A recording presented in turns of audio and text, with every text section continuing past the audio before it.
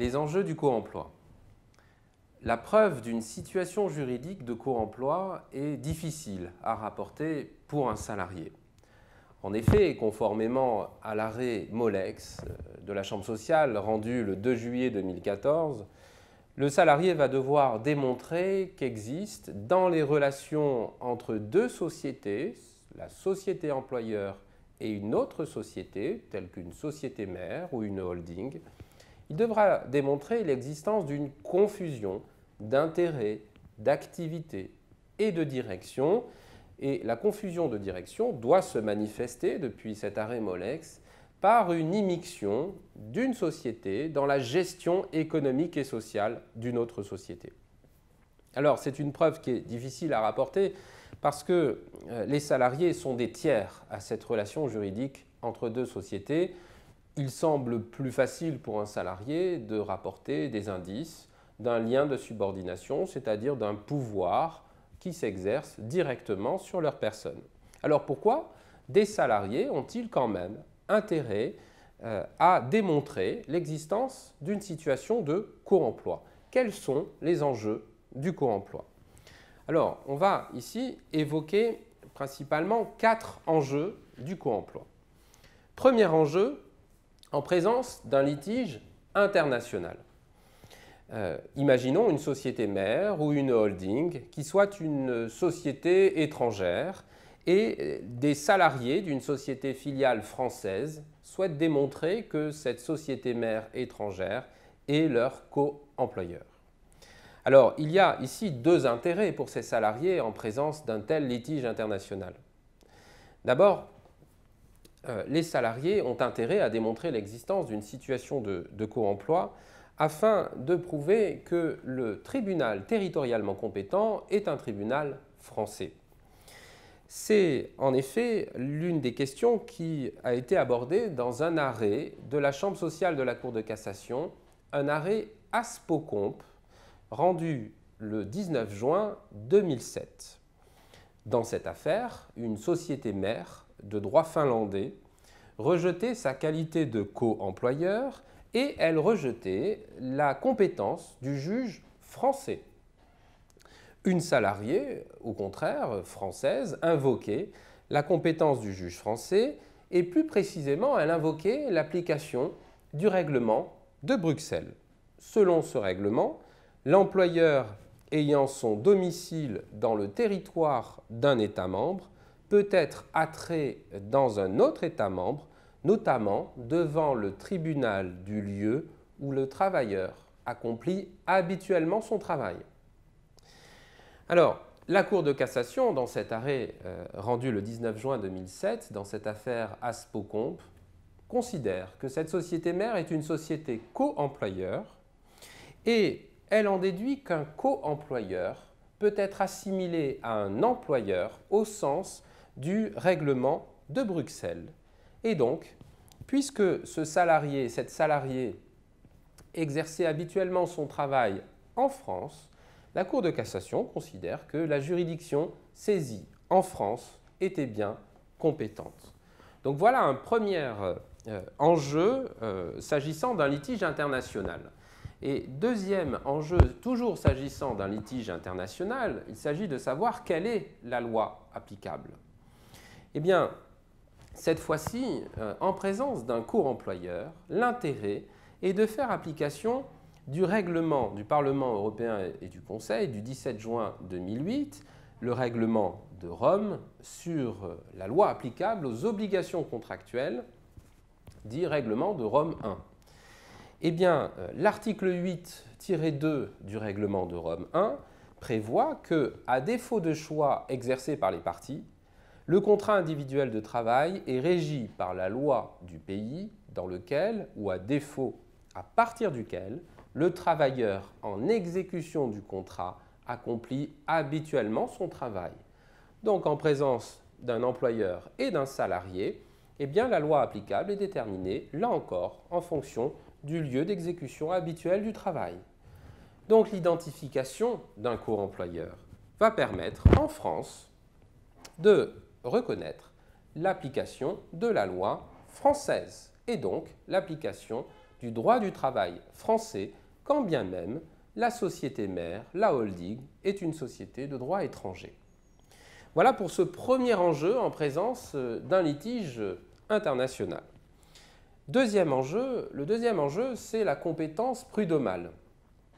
La compétence matérielle du Conseil de prud'homme est régie par les articles L 1411-1 et suivants du Code du travail, et en particulier, le Conseil de prud'homme est compétent lorsque le litige se greffe sur un contrat de travail.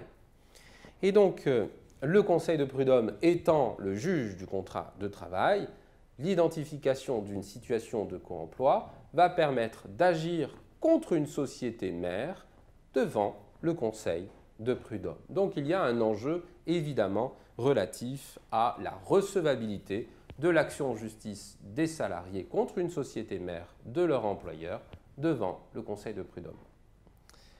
Troisième enjeu, c'est un enjeu d'ordre collectif. Il est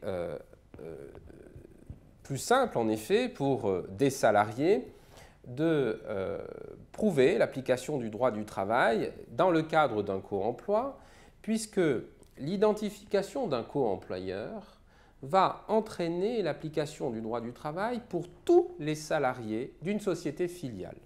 Autrement dit, puisque l'identification d'un co-employeur dépend des relations entre une société employeur et une autre société, eh bien, dès lors qu'une situation de co-emploi est identifiée pour un salarié, elle vaut pour l'ensemble des salariés de la société filiale.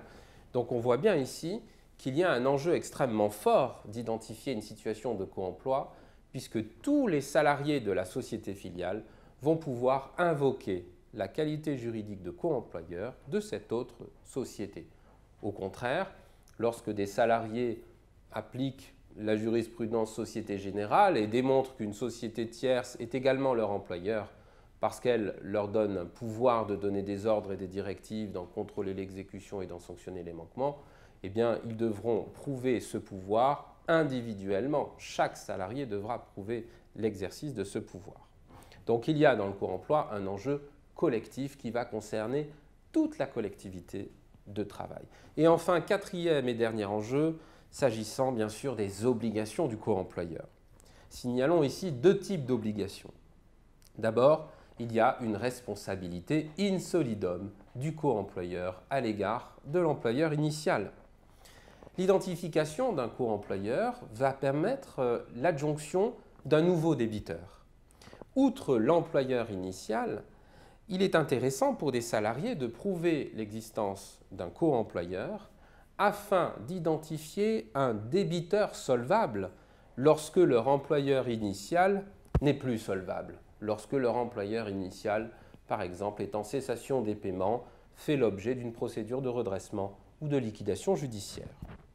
Certes, les créances salariales de ces salariés sont protégées, ce sont des privilèges, des super-privilèges, et il y a une garantie des AGS, mais néanmoins, ces salariés peuvent avoir une créance plus importante que les plafonnements des AGS et donc ils vont avoir tout intérêt à prouver l'existence d'une situation de co-emploi pour pouvoir repérer un autre débiteur solvable.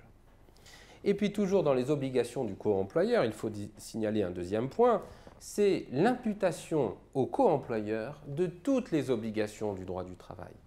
Le co-employeur est un employeur comme un autre. Et donc, le co-employeur doit mettre en place un plan de sauvegarde de l'emploi. Il doit proposer des solutions de reclassement aux salariés, des offres de reclassement. Il doit être le co-auteur d'une lettre de licenciement. Bref, aussitôt le co-employeur identifié, aussitôt des violations du droit du travail peuvent être identifiées puisque, a priori, la société tierce à qui la qualité de co-employeur est attribuée, cette société tierce ne savait pas elle-même qu'elle était co-employeur. Et donc, le co-emploi va entraîner l'imputation d'obligations particulières à ce co-employeur. Signalons que le terreau naturel du co-emploi, c'est le droit du licenciement collectif. Et donc, le plus souvent, devant les juges, la qualification de co-emploi va permettre d'identifier des violations par le co-employeur des obligations de reclassement, des obligations qui tiennent au plan de sauvegarde de l'emploi. Et donc les salariés vont pouvoir démontrer que leur licenciement est dépourvu de cause réelle et sérieuse, voire que leur licenciement est nul. Et on voit bien ici tout l'intérêt du co-employeur par rapport au droit de la responsabilité civile, puisqu'il n'y a pas besoin pour les salariés qui réussissent à prouver l'existence d'une situation de co-emploi, il n'y a pas besoin de démontrer l'existence d'une faute commise par le co-employeur au sens du droit de la responsabilité civile. On identifie un co-employeur, il aurait dû appliquer le droit du travail et donc s'applique un certain nombre de sanctions. Rappelons qu'en matière de responsabilité civile, l'article 1240, l'ancien article 1382 du Code civil, exige que des salariés prouvent les 3 critères de la responsabilité civile, une faute, et donc il faudra démontrer qu'une société mère a commis un abus, un détournement de pouvoir, un acte particulièrement grave à l'égard d'une société filiale. C'est le cas dans un arrêt du 8 juillet 2014 qui est signalé dans le fascicule.